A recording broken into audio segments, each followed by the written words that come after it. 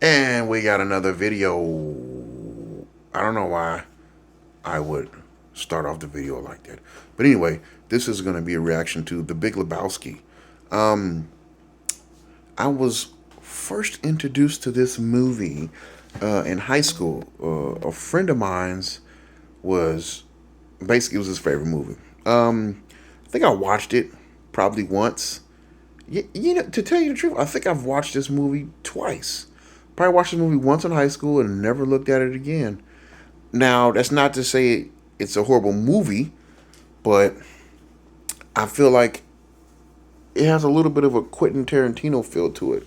Um, if I was comparing this to Pulp Fiction, um, which I feel like I shouldn't compare those two. I feel like I shouldn't compare those two, but at the same token, I feel like they are pretty similar. I mean, you've got a wild story here. You got a main character. You got a did Pulp Fiction have a main character? I better retract that statement. But you got a wild situation going on with multiple stories happening at the same time for the most part. But this one has more of a classical structure, I guess. So I guess I retracted it completely. But anyway, um, so I'm going to introduce all the characters we got here first. So you got uh, the Big Lebowski, which is actually an older gentleman who just happens to have the same name as uh, the character, the Little Lebowski, or the dude, played by Jeff Bridges. Then his one of his best friends is Donnie, which is basically he basically is the what is this? What is that phrase? Like the doormat of the group, I guess. It was played by Mr. Buscemi. Then you have Walter, which is probably my favorite character out of everybody. Was played by John Goodman. Then you got the you got the German group Autobahn, which I don't know. To me, that name is just so funny.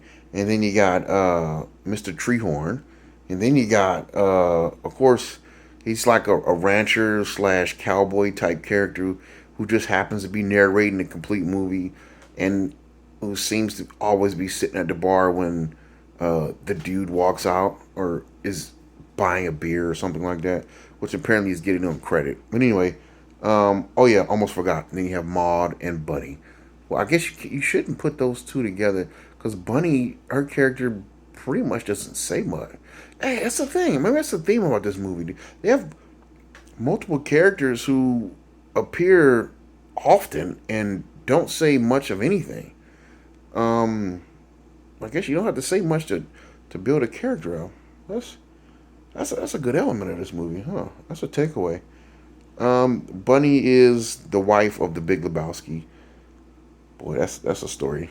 It's really actually pretty funny. But anyway, then Maud is the Big Lebowski's daughter. So first of all, you're introduced. Jeff Bridges is the main character. He likes to go by the dude, and I think there's that in itself, and there's so many other lines and catchphrases that have been pulled from this movie and been interjected into movies and animated shows and television shows and books. I'm assuming ever since it came out. I mean, this is a cult classic, and it's actually surpassed that, and is pretty popular otherwise.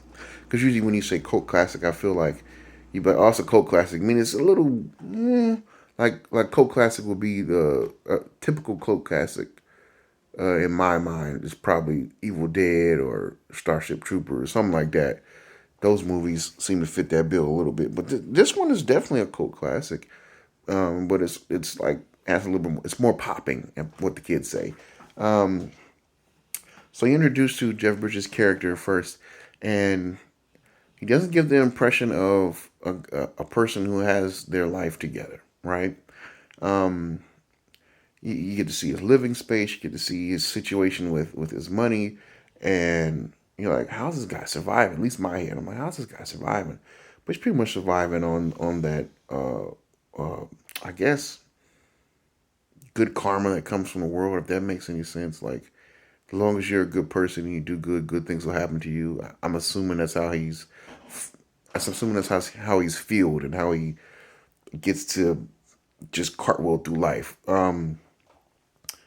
Now, I guess I could talk about his friends first. So, like I said before, the Donnie character, he's pretty much he never knows what's going on until the end of the movie, which I don't think I should give away big chunks of the movie like that. But there's something close to towards the end that will, if you're paying attention, which I kind of was, kind of wasn't, you like, oh, something that's odd. Why is that going on? There were several things that were going on, which is actually brilliant filmmaking. But that's not my forte to break down how good or how bad these scenes were shot. I'd like to just look at the movie overall.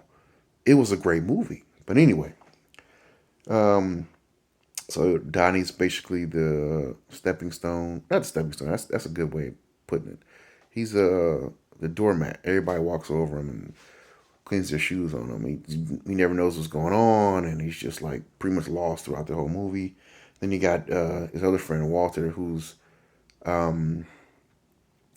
supposedly a war veteran, and he's like hot headed, and he just comes up with these crazy ideas all the time. And man, I can't say enough. I can't say enough good things about John Goodman. I mean, this character is so colorful, and his ability to bring it to life in this movie is just I can't speak volumes about it. Look at me talking like some kind of some type of guy that knows it. These are characters. It's he just makes it entertaining. That's I'm gonna leave it at that. Um, where should I go with this? And then you got Jeff Bridges himself, which he just plays it laid. Man, he's throughout.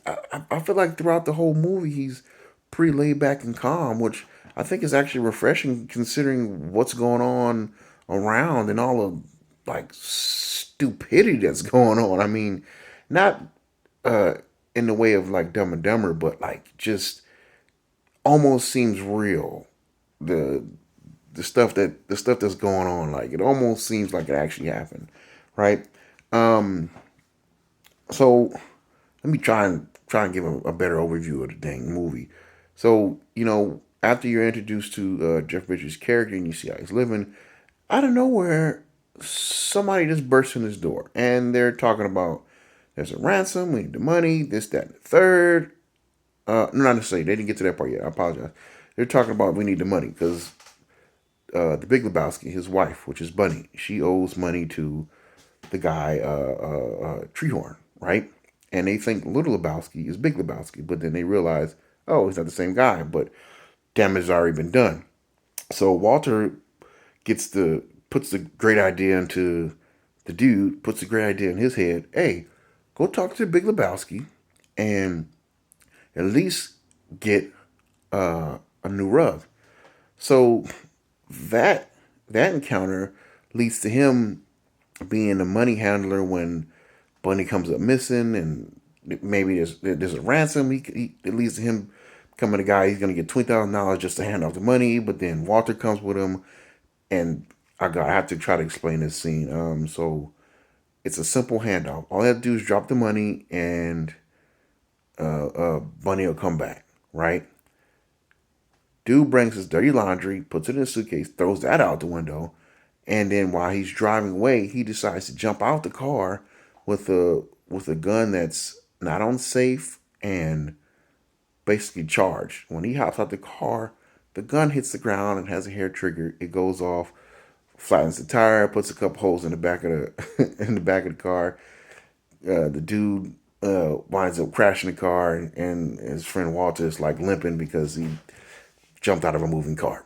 Okay, I didn't explain it that well, and I know it doesn't sound that funny, but if you watch it, it's gut busting. I give you that much. I'll tell you that much, I should say. Now,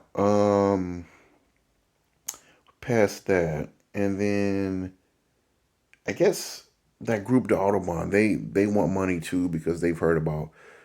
Actually, they're the ones. Come to find out, they're the ones who are putting Bunny up for ransom. But there's this idea going around the whole time that Bunny's not actually kidnapped. She basically left on her own. When she come to find out it's true. Spoiler, I guess. and then you got Maud the whole time. Now her character, how to describe her character? Somebody who's grew up with an affluent life, if I'm using that word correctly. Not necessarily spoiled, but definitely with a silver spoon in their mouth. Highly educated, snobby, hasn't really experienced much. Doesn't seem like got a chance to travel around the world. Now, am I envious? Yes, 100%. But she decides that while this Big Lebowski character is like wrapped up in trying to get technically her stepmother back, that she just wants to use him as a sperm donor, basically. I mean, the story can't get any more weird than that, right? Um, I talked about the stranger. Well, that's the character's name, the stranger, but he's also narrating the movie. And I just like him saying the word sarsaparilla. It's just another. I guess it's just another word for root beer. I don't know.